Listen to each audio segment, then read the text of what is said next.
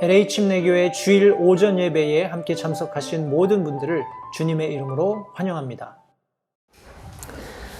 우리 시간은 다 함께 하나님의 말씀 나누도록 하겠습니다. 계속해서 우리 베드로전서 5장 5절부터 6절 두 절에 있는 말씀을 가지고 주일 오전 성도님들과 함께 말씀 나누겠습니다.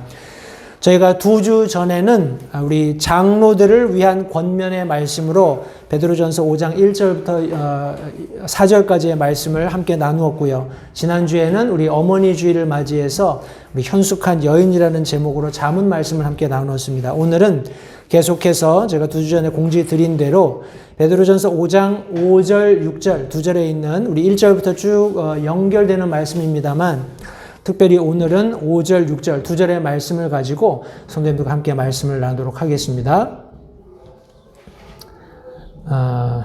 제가 하나님 말씀을 받들어 읽겠습니다. 베드로전서 5장 5절, 6절 두 절의 말씀입니다. 앉으신 채로 제가 하나님 말씀을 받들어 읽겠습니다.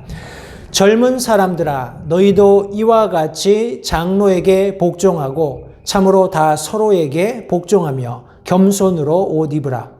하나님께서 교만한 자는 물리치시고 겸손한 자에게는 은혜를 주시느니라. 그러므로 하나님의 강한 손 밑에서 스스로 겸손하라. 그리하면 정하신 때에 그분께서 너희를 높이시리라.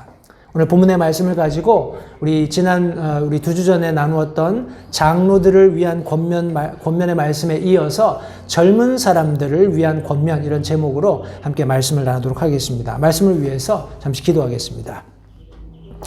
살아계신 아버지 하나님 감사합니다. 오늘 복된 주일 새아침에 사랑하는 성도들과 한자리에 모여서 하나님의 말씀 나눌 수 있는 귀한 특권 이 시간 다시 한번 감사드립니다. 우리가 나누게 될 말씀 속에 또 하나님의 지혜가 감추어져 있는 줄 압니다. 하나님 이 말씀을 우리가 참 신중하게 함께 살펴보면서 이 말씀 이면에 하나님께서 우리의 삶에 기대하고 요구하시는 그리스도인의 삶의 모습이 어떠한가를 우리가 함께 성령 하나님의 도우심으로 참 보화를 캐내듯이 그렇게 진실된 마음으로 부지런히 말씀을 함께 연구할 수 있도록 이 시간 축복해 주시기 원합니다. 또 들려지는 말씀 속에서 우리의 삶에 부족한 부분이 발견된다면 기꺼이 우리의 그런 자아를 내려놓고 하나님의 말씀을 수용함으로써 우리의 삶이 하나님께서 원래 목적하신 모습으로 빚어지는 복된 시간이 되도록 함께 해주시기 원합니다. 말씀 전하는 소종을 주님께 의탁드립니다. 성령 하나님께서 이 시간 함께 하셔서 용처대로 소종을 사용하심으로 사랑하는 성도들에게 하나님의 말씀이 밝히 들려질 수 있도록 도우시기를 간절히 바라오며 예수님의 귀하신 이름으로 기도했습니다. 아멘. 제가 2주 전에 전해드렸던 말씀은 특별히 장로들, 물론 교회 안에서 직분자일 수도 있고 또 우리 조금 더 확대 해석을 한다면 우리 연장자로서 가장이 될 수도 있고 직장에서 상사들이 될 수도 있고 또 사업장에서 우리 사업주 혹은 고용주가 될 수도 있다고 제가 말씀을 드리면서 이들에게 사도 베드로가 권면한 내용은 먼저 분명한 정체성을 가져야 하고 내가 해야 할 업무에 대한 바른 태도가 있어야 하고 그리고 마지막으로 내가 하는 모든 일들에는 보상이 뒤따른다 하는 그런 내용의 말씀을 함께 전해드렸습니다. 이런 연장선상에서 오늘 말씀해 보시면 젊은 사람들아 너희도 이와 같이 라고 말씀하고 있어요. 달리 이야기하면 이미 우리 장로들에게 권면이 주어졌던 것처럼 장로들에게 그런 책임이 뒤따르는 것만이 아니라 젊은 사람들에게도 취해야 할 혹은 교회 안에서 혹은 그런 위치 안에서 우리 자신의 삶을 컨덕트할 수 있는 그런 분명한 교훈의 말씀들이 있다는 것을 성경이 분명히 보여주고 있습니다. 여기 우리 젊은 사람들아라고 이야기했을 때 물론 이제 우리 교회 안에도 많은 젊은 청소년들이 있습니다. 제가 공지에서도 잠시 말씀드렸습니다만 어제 우리 싱글스 이벤트를 통해서 아직 미혼 그런 우리 청년들이 함께 모여서 귀한 교제를 나누었는데 그런 연륜적으로 그런 어떤 인생의 연륜에 있어서 젊은 사람들을 이야기하기도 하지만 또 다른 한 가지 측면에서는 우리 신앙의 연륜이 깊지 않은 혹은 믿음 생활을 믿음 생활을 한 지 오래되지 않은 뭐 이런 측면에서 우리 젊은 사람들이라고 우리가 이해해도 전혀 아무런 하자가 없으리라고 생각을 합니다.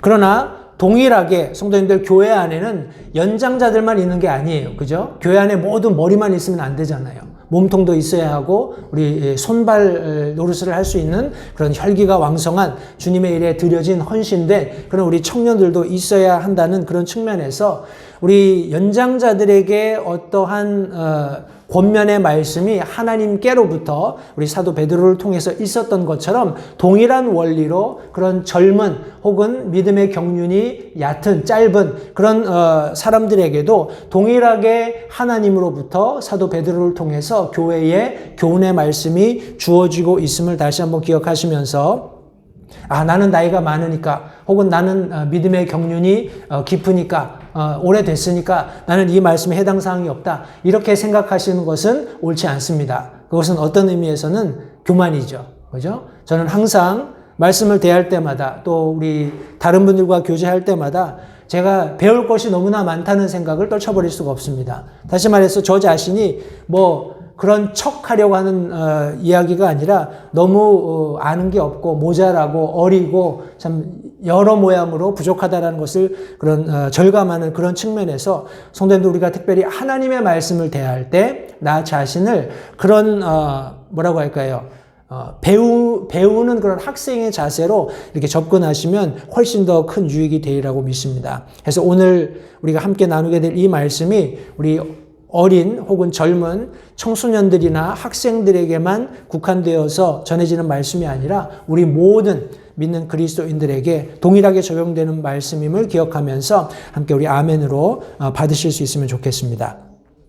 앞서 설명드렸던 것처럼 장로들을 위한 권면이 있었던 것처럼 혹은 장로들이 마땅히 행해야 할 바들이 있는 것 같이 우리 교회 안에 젊은 사람들을 위한 어떤 지침들이 분명히 있음을 우리 베드로 우리 방금 읽었던 전서 5장 5절 6절이 말씀해 주고 있는데 오늘 이 아침에 성도님들과 함께 세 가지 교훈들을 함께 나누도록 하겠습니다. 첫 번째 교훈은 복종입니다. 우리 본문 말씀 5절 상반절에 보시면 너희도 이와 같이 장로에게 복종하고 이렇게 말씀하고 있습니다. 여기 분명하게 젊은 사람들에게 어떤 대상을 제시해주고 있습니다. 그 대상이 누구냐 하면 여기 장로라고 묘사되어 있어요. 성경 원어는 우리 presbyteros라는 단어를 사용하고 있습니다. 해서 우리 영어로는 presbyterian, presbyteros 뭐 이렇게 우리 설명할 수 있겠는데 이 단어의 원래 의미는 나이가 많다라는 거예요. 우리 연장자 그런 의미를 가지고 있습니다. 그런데 우리 나중에 좀 민족적으로 구체적인 그런 해설을 달자면 우리 이스라엘 민족 안에서는 사내들인에 속해 있는 그런 종교적인 지도자들을 지칭할 때 장로들이다 이렇게 지칭했습니다.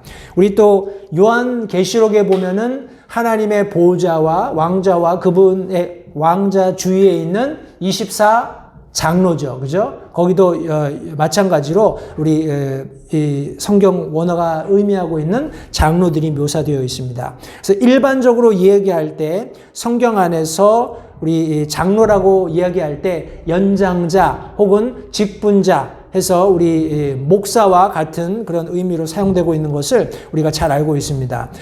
성도님들 우리가 권위자에게 복종해야 하는 것은 하나님의 질서 가운데 명백하게 드러나 있는 진리입니다. 이것은 타협돼서는 절대 안 되는 질서이고 원리입니다. 물론 세상은 이것에 거스르는 그런 경향을 보이는 것이 사실입니다. 우리 아마 그런 이야기 들어보셨을 겁니다. 불복운동. 그런 말 아마 많이 들어보셨을 거예요. 여기저기 정치적인 그런 뭐라고 하나 환경에서도 그렇고 여러 가지 그런 사회적인 요소들에서 불복운동한다 뭐 이런 이야기들을 많이 들어보셨을 겁니다. 성도님들 제가 개인적으로 믿기는 여러분들이 어떤 정치적인 아니면 종교적인 지도자들이 하는 말이나 행동이나 그런 뭐라고 할까요? 자기가 가지고 있는 개인적인 가치관이 이렇게 사람들에게 전달될 때 우리가 동의하지 않을 수는 있습니다. 다르게 생각할 수 있어요. 하나님의 말씀을 견주어서. 그러나 거기에 대해서 불복하는 어떤 행동을 취하거나 하는 것은 성경적이지 않다는 것을 성도님들 먼저 이해하실 수 있게 되기를 바랍니다. 왜냐하면 하나님께서 권위로 주신 사람들이 반드시 하나님을 방불한 혹은 하나님과 동등한 그런 어떤 정의를 구현할 수 있는 능력이 전혀 없다는 것을 우리가 먼저는 이해해야 합니다. 왜냐하면 그도 우리와 다르지 않은 그런 죄인의 본성을 가지고 있는 사람이고 단지 하나님께서 그를 어떤 목적에 의해서 그 권위에 두셨다는 것, 그 차이가 있을 뿐입니다. 해서 본질적으로는 어떤 권위든지 하나님께서 우리 위에 두셨다면 그 권위자의 행동 양식이나 언어가 우리의 생각과 다르다고 해서 일치하지 않는다고 해서 불복하는 것, 복종하는 것을 거부하는 것은 성경적이지 않다라는 것을 먼저 염두에 두시기 바랍니다.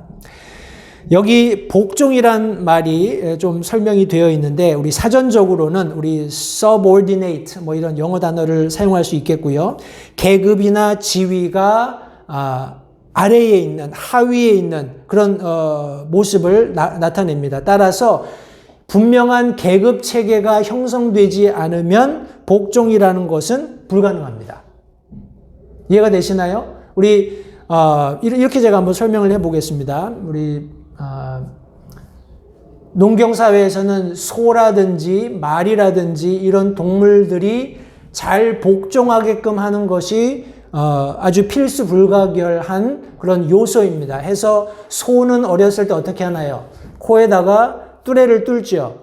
코에다가 뚜레를 뚫어서 이제 그것을 가지고 소를 우리 농경하는 부분에 사용을 합니다. 이제 당기면서 소의 그런 어떤 고통을 이용을 해서 어떤 면에서는 소를 이용을 해서 이제 뭐 밭을 갈기도 하고 무거운 짐을 나르기도 합니다. 우리 말도 마찬가지죠. 성도님들 말과 사람을 견주어서 우리 사람이 어떻게 말과 힘으로 이길 수 있겠습니까? 도저히 불가능하죠. 그런데 말에게 재갈을 물림으로써 말에게 고통을 가중시킴으로써 우리 당기거나 우리 채찍질하면서 말을 가게도 하고 서게도 하는 것을 우리가 알고 있습니다. 성도님들 소나 말이 말씀드린 것처럼 어떤 힘의 어떤 경중을 따졌을 때 사람을 압도하는 것은 사실이지만 그 소나 말이 사람에게 복종하는 것은 사람이 더 지혜롭고 사람이 그 소와 말이라는 가축에게 뭐라고 할까요? 설치해 놓은 혹은 이렇게 부착해 놓은 고통을 가중시키는 어떤 도구 때문이라는 사실을 성도님들 먼저 기억해 보십시오. 그렇게 했을 때 힘의 차이가 있다라는 것을 동의했을 때 혹은 내 위에 있는 사람이 나에게 어떤 피해나 혹은 나에게 어떤 고통이나 나에게 어떤 제재를 가할 수 있다라는 것을 분명히 인지했을 때 복종이 가능해지는 겁니다. 성도님들, 이 세상을 우리가 들여다볼 때 지금 뭐 이스라엘하고 우리 하마스인가요? 하마스하고 지금 전쟁하는 그런 와중에 어떻게 얘기 될까요? 힘의 경중 뭐 이런 거를 떠나서 제가 지금 말씀드리고자 하는 핵심은 성도님들 전쟁은 절대로 종식될 수 없습니다. 우리 나중에 우리 천년 왕국에서도 우리가 밝히 알 수 있는 것은 공의로 하나님께서 통치하시지만 하나님께서 통치하시는 그 천년 왕국 동안에 사람들이 전적으로 하나님께 굴복하나요? 우리 천년 마지막에 반기를 들고 일어나서 이제 하나님께서 완전히 이 세상을 이제 끝내시고 의로 통치하시는 이제 영원한 세계가 이루어지는 것을 성경이 말씀하고 있는 것을 보건대 성도님들, 사람은 죄의 본성은 우리 사람은이라기보다는 죄의 본성은 본질은 우리 어떤 공의에도 굴복하지 않는 그런 완악함을, 사악함을 가지고 있다는 것이 성경이 말씀하고 있는 인간의 본질입니다. 그런 차원에서 우리 성경이 젊은 사람들에게 가르쳐주고 있는 첫 번째 교훈인 복종, 이 복종이라는 그런 단어는 세상 사람들에게는 동의를 얻기가 굉장히 힘든 단어라는 사실을 다시 한번 기억하시기 바라요. 절대 복종. 성도님들, 이것은 의지적인 결단입니다. 내 위에 있는 사람에게 복종하는 것이 아니라 하나님께서 두신 질서가 있다는 것을 인정하고 하나님께서 그렇게 하라고 말씀하셨다는 것, 하나님께서 나의 창조자이시며 하나님께서 나의 구원자이시고 하나님께서 내 위에 권위로 장로, 연장자 혹은 직분자를 두셨다는 것을 인정하는 것, 철저히 그것을 의식하는 데서 오는 행동이 우리 젊은 사람들에게 자발적으로 이루어지는 행동이 복종이라는 것을 다시 한번 기억하시기 바라요. 이것은 성도님들 굉장히 크리스찬적인 단어입니다. 크리스찬적인 덕목이에요. 특별히 젊은 청소년들에게, 우리 젊은 교회 안에 우리 성도들에게 요구되는 덕목입니다. 저 사람이 나보다 잘났거나 아니면 저 사람이 나보다 더 성경 지식을 많이 알거나 아니면 신앙의 경륜이 높거나, 물론 그런 것들이 요소가 될 수 있지만 우리 가장 근본적이고 본질적인 젊은이들에게 우리 말씀하고 있는 복종하라는 이 명령의 말씀은 하나님께서 그렇게 하도록 질서를 만드셨기 때문에 그것을 이해하고 자발적이고 적극적으로 그렇게 행동하는 것을 성경이 묘사하고 있다는 사실을 성도님들 이해하시기 바랍니다. 그런데 참 재미있는 것이 무엇이냐면 우리 여기 성경 말씀해 보시면 장로들에게 복종할 뿐만 아니라 참으로 다 서로에게 복종하라라고 말씀하고 있습니다. 서로에게. 서로라고 여기 성경이 말씀하고 있는 것은 성도 상호간에를 말씀하고 있는 거예요. 교회 안에 있는 연장자들 혹은 직분자들, 목사나 집사나 아니면 내게 성경을 가르치는 성경교사나 그 이외에 다른 일반 성도들과도 동일하게 우리 복종할 것을 성경이 말씀하고 있습니다. 여기에는 성도님들 또 다른 하나의 어떤 인격적인 요소가 전제되어야지만 가능한데 그것이 무엇이냐 하면 바로 겸손입니다. 성도님들, 겸손이에요. 여기 성경 말씀, 오늘 본문 말씀해 보시면 참으로 다 서로에게 복종하며 겸손으로 옷 입으라 라고 말씀하고 있습니다. 성도님들, 서로에게 복종하기 위해서는 겸손이 전제되지 않으면 불가능합니다. 복종하는 것, 연장자에게 복종하는 것, 권위이니까, 하나님의 말씀이니까 내가 복종한다 라고 우리가 치더라도 서로에게 복종하는 것, 나와 나이가 같거나 나와 나이가 어린 그런 사람에게 내가 나 자신을 낮추고 그들을 섬겨줄 수 있는 것은 겸손이 부재하다면 불가능한 일입니다. 우리 마태복음 11장 28절에서 30절 말씀에서 예수님께서 말씀하십니다. 수고하고 무거운 짐진 모든 자들아 너희는 내게로 오라. 성도님들, 저와 여러분들이 이 세상을 살아가면서 부단히 수고하고 무거운 짐을 지고 하나님의 그런 어떤 자녀로서의 삶을 살아가지 않는다면 어쩌면 예수님의 이 초대는 저와 여러분들에게 해당 사항이 없을지도 모릅니다. 그러나 제가 믿고 확신하기로는 사랑하는 성도님들 모두 개개인이 가정 안에서 일터에서 수고하고 무거운 짐을 지고 그리스도인으로서 참된 그리스도인의 삶을 살고자 하는 그런 의지를 가지고 살아가시기 때문에 예수님께서 지칭하고 있는 수고하고 무거운 짐을 진 모든 자들에게 우리 모두가 해당된다고 믿습니다. 해서 예수님께서는 그들에게 너희는 내게로 오라 라고 말씀하시면서 내가 너희에게 안식을 주겠다라고 말씀하십니다. 그렇게 말씀하시면서 예수님 자신을 소개하세요. 뭐라고 말씀하시냐면 29절 말씀에 나는 마음이 온유하고 겸손하니 너희 위에 내 멍에를 메고 내게 배우라. 그리하면 너희가 너희 혼을 위한 안식을 찾으리니 내 멍에는 쉽고 내 짐은 가벼우니라 라고 말씀하셨습니다. 특별히 29절 말씀에 예수님께서는 자기 자신을 일컬어 말씀하시기를 나는 마음이 온유하고 겸손하다 라고 말씀하고 있습니다. 예수님 자신이 만왕의 왕이시며 만주의 주가 되시는 하나님의 아들 하나님 자신이 저와 여러분들을 위해서 이 땅 가운데 오셔서 십자가에 피 흘려 돌아가셔서 저와 여러분들이 하나님의 자녀가 되는 놀라운 구원을 얻게 하셨다는 것을 생각해 보십시오. 그것은 불가능한 일입니다. 그것은 불필요한 일이에요. 예수님께는 전혀 그럴 필요가 없는, 저와 여러분들을 향해서 그럴 가치가 없는 존재였다는 것을 저와 여러분들은 인정해야 합니다. 하나님께서 핏값을 지불하셨으니까 나는 그만큼 가치가 있어. 천만에요. 하나님께서 우리에게 그런 가치를 부여하셨을 뿐입니다. 하나님께서 그런 가치를 우리에게 부여하셨고, 그런 가치 있는, 하나님의 관점에서 가치 있는 그런 저와 여러분들을 구원하시기 위해서 기꺼이 예수 그리스도 독생자를 보내시고 이 땅 가운데 사람들의 손에 의해서 십자가에 처형되는 그런 일을 기꺼이 허락하셨다는 것입니다. 예수님께서 그런 하나님의 계획을 수용하셨어요. 나는 마음이 온유하고 겸손하다. 전혀 그럴 필요가 없었지만 의지적으로 하나님이신 예수 그리스도께서 낮아지셔서 십자가에 죽기까지 자신을 비우고 종의 모습으로 복종하신 것을 성경이 말씀하고 있습니다. 그것이 우리 빌립보서 2장 말씀에 잘 기록되어 있는데 성도님들 찬찬히 살펴보십시오.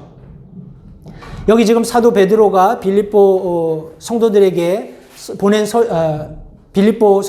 보낸 서신을 통해서 이렇게 말씀합니다.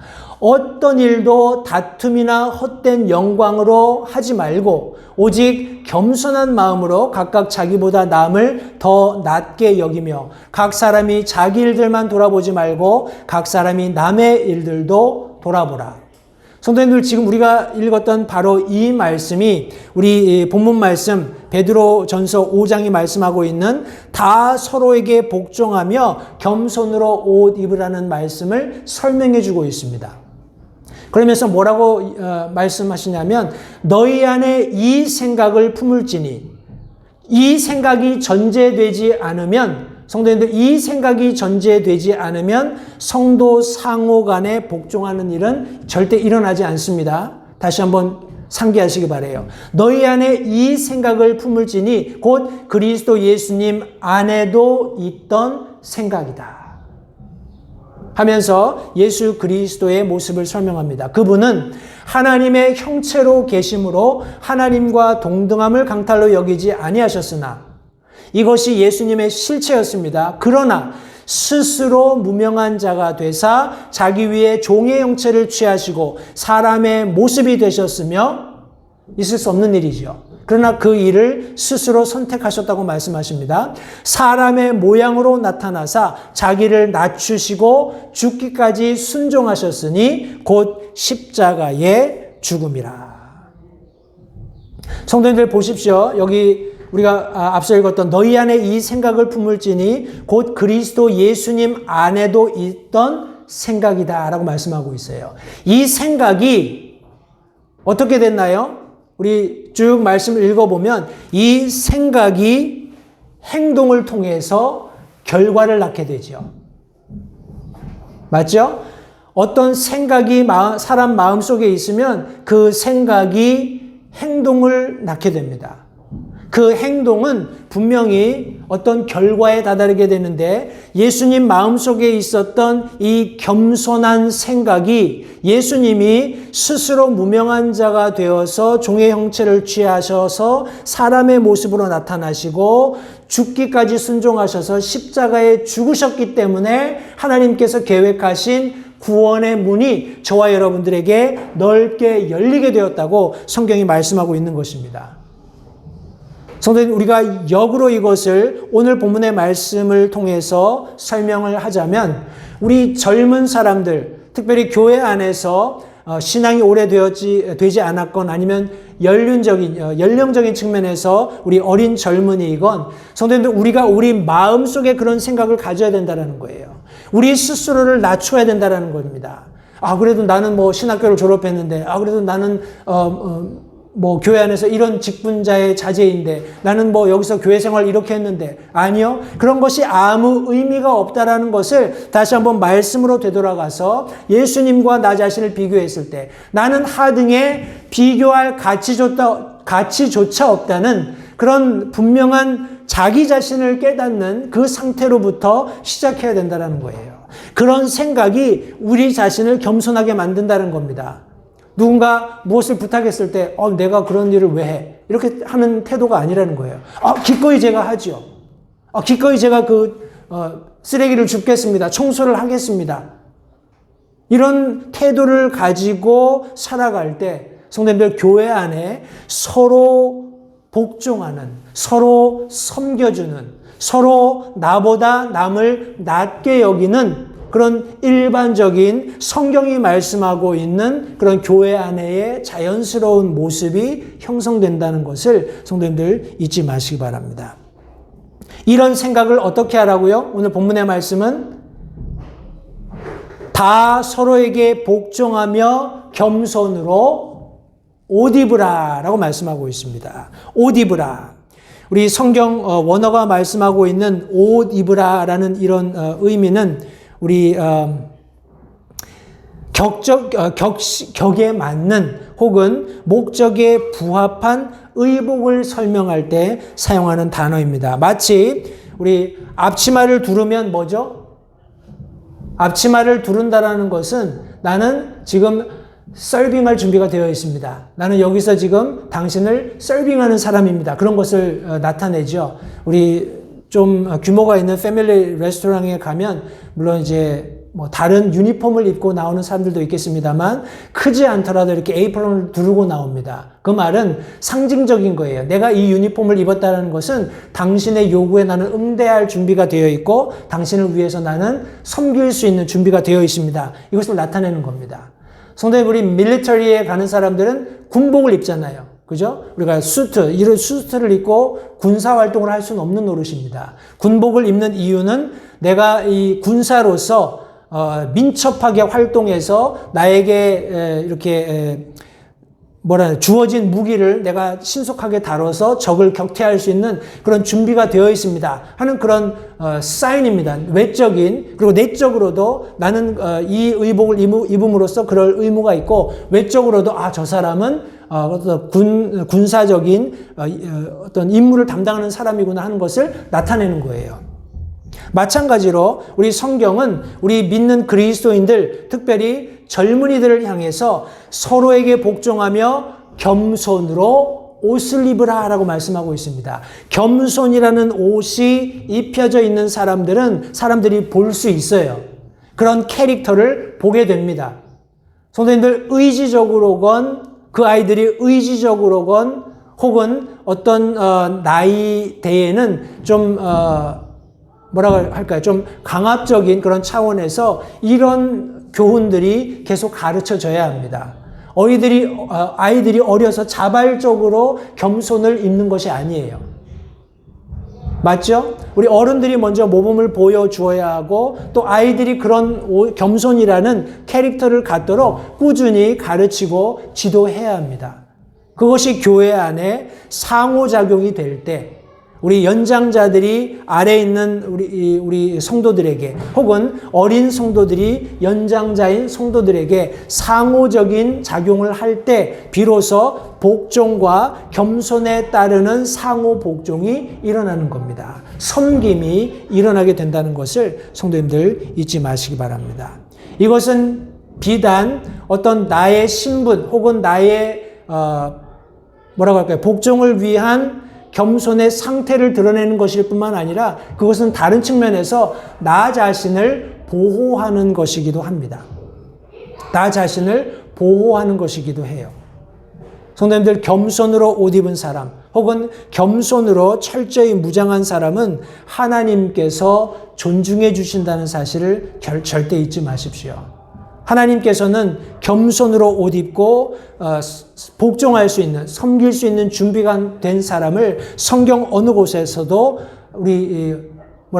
이렇게 경하게 취급하신 적이 없습니다. 항상 그런 사람들을 존중해 주셨고 그런 사람들을 높여 주셨다는 것을 잊지 마시기 바라요. 그래서 우리 성경 말씀에서도 계속 우리 사도 베드로가 인용했던 말씀이 죄송합니다. 이 말씀 제가 좀 이따 하고요. 잠언 33장 34절 말씀이었습니다. 이 말씀을 보시면 참으로 그분께서 비웃는 자들을 비웃으시나 겸손한 자들에게는 은혜를 베푸신다라고 말씀하고 있습니다. 이 말씀이 우리 신약에 2번 인용이 되었는데 우리 야고보서 4장 6절 말씀 그리고 오늘 본문으로 삼은 베드로전서 5장 5절 말씀입니다.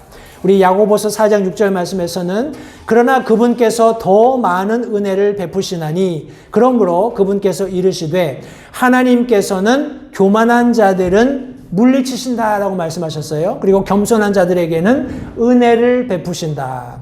하나님께서 은혜를 베푸신다라는 말은 하나님께서 그들에게 가까이 다가가신다 혹은 그들을 하나님께로 가까이 이끄신다 하는 그런 의미를 포함하고 있습니다.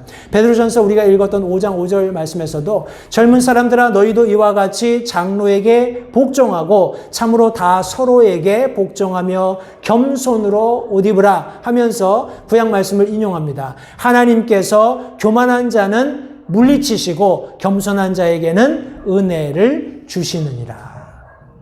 성도님, 우리가 성경에서 특별히 우리 출애굽기를 읽으면서 의아해야 하는 말씀 중에 하나가 왜 하나님께서는 우리 바로의 마음을 계속 강팍하게 하셨고 바로는 왜 그런 여러 가지 하나님의 시련들을 경험하면서도 마음을 누그러뜨리지 않고 강팍함으로 10번째까지 재앙을 맞이하게 되었느냐 하는 이런 내용입니다. 보십시오. 하나님께서는 교만한 자들, 다시 말해서 마음이 완고한 자들, 목이 고든 자들, 하나님의 말씀에 대해 자기 자신을 굴복시키지 않는 자들에 대해서 잠언 말씀은 비웃는다고 말씀하셨고 야고보서와 베드로전서 말씀은 그들을 물리치신다라고 말씀하셨어요. 다시 말해서 하나님께서 그들을 받아주시지 않는 그들에게 웃는 모습으로 혹은 즐거운 낯으로 대해주시지 않는다는 것을 분명히 말씀하고 있습니다. 파라오가 가령 하나님의 말씀을 들었더라면 하나님의 그런 대언의 말씀을 모세나 아론을 통해서 계속해서 주고 계시는 말씀을 그가 들었더라면 하나님의 말씀 앞에 자신의 마음을 누그러뜨렸더라면 하나님의 은혜를 경험할 수 있었을 것입니다. 그러나 그가 그런 캐릭터를 가지고 있지 않았기 때문에 하나님께서 그것을 아셨기 때문에 그와 같이 말씀하셨고 그런 일이 이루어졌던 것입니다. 성도님들, 하나님께서 말씀하실 때 절대로 여러분들의 마음을 완고하게 하지 마십시오. 단단하게 하지 마세요.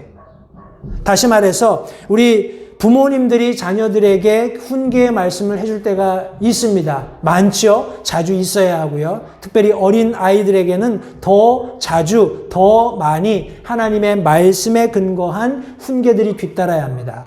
이 아이들이 하나님의 말씀을 들을 때 어린아이일 때는 잘 수용을 합니다. 그런데 아이들이 나이가 들면서 이제 마음이 점점 굳어지는 거예요. 성도님들, 캐릭터가 잘 형성되지 않으면 마음이 완고해집니다. 단단해집니다. 그러면 외부에서 하나님의 말씀으로건 권위에 따라서건 교훈을 하게 되면 그 말을 들으려고 하지 않아요. 그러면 그 말을 해주는 권위자가 되었건 부모가 되었건 목사가 되었건 성경교사가 되었건 그 대상과의 관계가 점점 멀어지게 됩니다. 왜요? 마음이 단단해지고 여기 성경 말씀에서처럼 하나님께서 비웃으심으로 교만한 자들이 하나님의 말씀으로부터 멀어지는 겁니다. 그러나 우리가 그 말씀에 대해서, 그 교훈의 말씀에 대해서, 그 훈계의 말씀에 대해서 마음을 누그러뜨리고 그 말씀을 받아들이게 되면 하나님의 베풀어 주시는 은혜를 경험하게 되는 것입니다. 하나님께 가까이 나아가는 거예요. 성도님들, 내가 교훈의 말씀을 혹은 내가 어떤 사람의 훈계를 듣는다고 해서 내가 그 사람과의 관계가 개선된다 라고만 생각하면 안 됩니다. 그런 관계를 통해서 계속해서 하나님께서 베풀어 주시는 은혜를 통해서 하나님과의 관계가 개선되고 가까워진다라는 사실을 절대 간과하지 마시기를 바랍니다. 하나님께서는 이런 겸손을 가지고 하나님께 나오는 자들을 절대 가볍게 다루시지 않습니다. 제가 인용했던 이 말씀 아니네요. 제가 다음 대지에서 말씀드리겠는데 우리 마지막 대지는 우리 기대입니다. expectation. 성도님들 우리가 복종하면서 겸손이라는 그런 캐릭터를 가지고 교회 안에서 혹은 믿음의 그런 형제 자매들 안에서 내 삶을 컨덕트해 가면 성도님들 반드시 우리 장로들에게도 보상이 약속되었던 것처럼 우리 그런 젊은이들에게도 기대할 것들이 있다라고 분명히 말씀하고 있습니다. 여기 오늘 말씀해 보시면 우리 베드로전서 5장 6절입니다. 그러므로 하나님의 강한 손 밑에서 스스로 겸손하라. 그리하면 정하신 때에 그분께서 너희를 높이시겠다라고 분명히 말씀하셨어요. 먼저 우리 성경 말씀은 강하신 하나님을 기대하라고 말씀하고 있습니다. 성도님들 강하신 하나님을 기대할 것을 특별히 젊은이들에게 말씀하고 있습니다.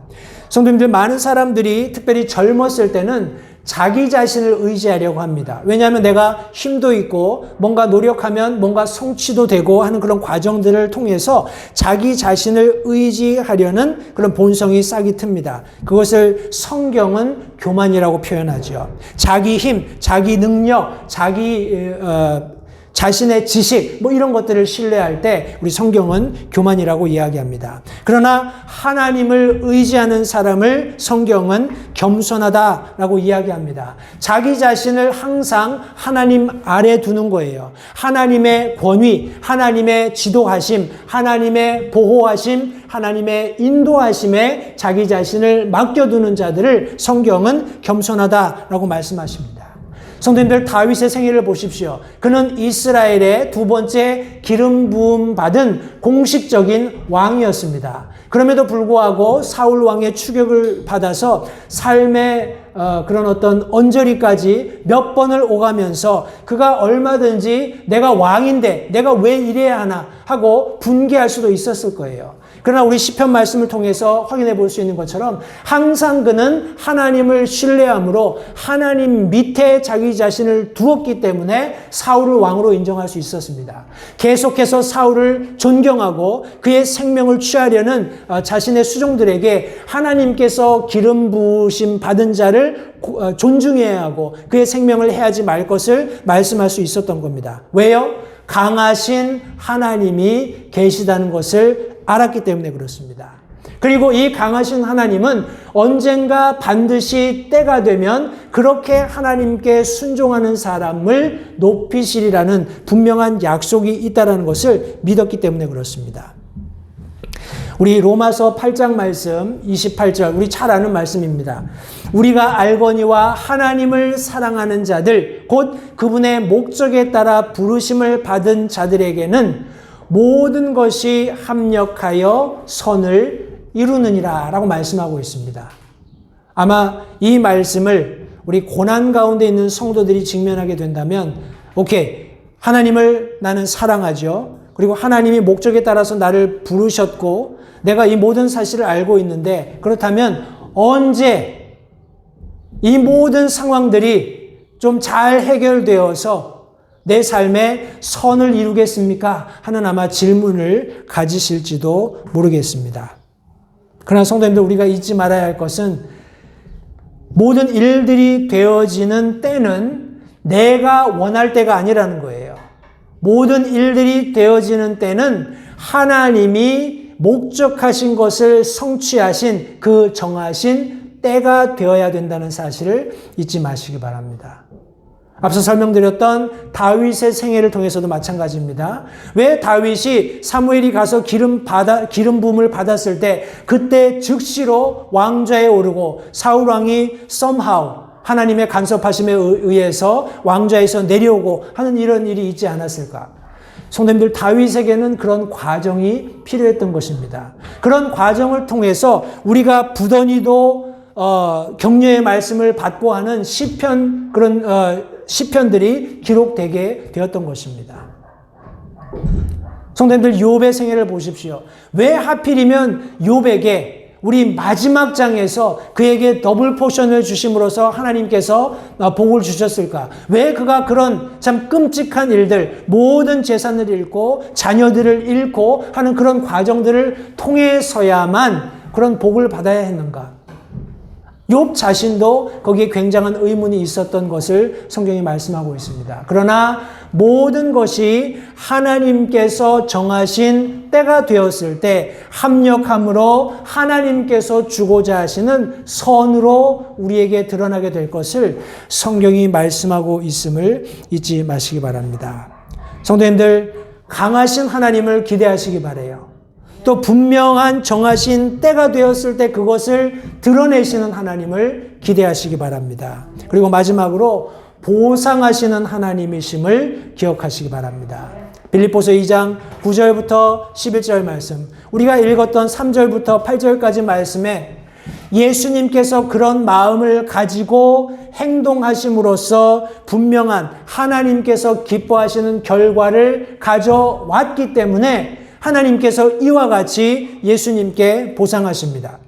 그러므로 하나님께서도 그분을 높이 올리시고 모든 이름 위에 있는 이름을 그분에게 주사 하늘에 있는 것들과 땅에 있는 것들과 땅 아래에 있는 것들의 모든 무릎이 예수라는 이름에 굴복하게 하시고 또 모든 혀가 예수 그리스도는 주시라고 시인하여 하나님 아버지께 영광을 돌리게 하셨느니라. 저와 여러분들의 삶 속에 어떤 일들이 일어나고 있는지 우리가 다 일일이 알 수는 없습니다. 그럼에도 불구하고 우리가 피차 성경이 말씀하고 있는 것처럼 권위에 대한 복종과 상호 겸손을 옷 입은 상태에서 섬겨주고 하는 이런 일련의 과정 속에서 우리가 잊지 말아야 할 것은 하나님께서 그런 사람들에게 보상해 주시는 분이심을 기대하는 그와 같은 삶을 우리가 잊지 말아야 합니다. 우리 마지막 요한계시록에 있는 한 말씀을 읽고 말씀을 마치겠습니다. 우리가 잘 아는 말씀이죠. 요한계시록 22장 12절 13절 두 절의 말씀입니다. 보라, 내가 속히 오리니 내가 줄 보상이 내게 있어 각 사람에게 그의 행위에 따라 주리라. 나는 알파와 오메가요 시작과 끝이요 처음과 마지막이라. 예수 그리스도께서 우리의 알파와 오메가가 되십니다. 그분께서 우리 믿음의 시작이시며 우리 믿음의 끝이 되심을 기억하십시오. 그분께서 이 모든 인류가 존재하는 이 시간을, 역사를 시작하셨던 처음에 계셨고 또 마지막이 되실 것을 성도님들 기억하시기 바랍니다. 그분께서 말씀하시기를 내가 속히 오리니 내가 줄 보상이 예수 그리스도께 있다라고 말씀하셨어요. 그리고 저와 여러분들이 일한 행위대로 갚아주시겠다고 약속하셨습니다. 성도님들, 오늘 말씀 속에서 물론 젊은 사람들을 타겟으로 사도 베드로가 준 권면의 말씀임은 우리 분명한 사실입니다. 그럼에도 불구하고 저와 여러분들이 우리 자신을 그리스도 안에서 어린아이와 같은 상태로 겸손한 상태로 이 말씀 안에 나 자신을 둔다면 이 말씀이 우리에게 큰 도전과 격려가 되리라고 믿습니다. 성도님들, 복종하는 훈련을 하십시오. 다시 한번 강조드리거니와 이 모습은, 이 캐릭터는 세상에는 존재하지 않습니다. 세상에는 내가 내키지 않으면, 내가 동의하지 않으면 불복하는, against 하는 그런 모습들이 세상에 만연해 가고 있습니다. 그러나 성경은 권위에 대해서, 하나님께서 두신 질서와 권위에 대해서 복종하라고 명령하고 계세요. 이것은 우리의 취사 선택이 아닙니다. 우리가 무조건적으로 하나님의 말씀에 기인해서 실천해야 하는 덕목입니다. 두 번째, 성도님들, 겸손으로 옷을 입으시고 상호, 피차간에 복종하는, 다시 말해서 섬겨주는, 나보다 남을 낮게 여기는 그럼으로써 종의 모습을 가져가는, 그렇게 형성되어가는 그런 그리스도인의 삶을 살아가시기 바라요. 그런 삶 속에서 성도님들, 강한 하나님을 기대하십시오. 때를 기다리고 계신 하나님, 그 하나님께서 반드시 보상해 주신다는 것을 기억하면서 오늘 주신 권면의 말씀을 아멘으로 받으시고 우리의 삶에 필요한 그런 인격들을 하나님께서 원하시는 모습대로 빚어가는 그런 복된 모든 LH 침례교회 성도님들이 되시기를 바랍니다. 기도하겠습니다.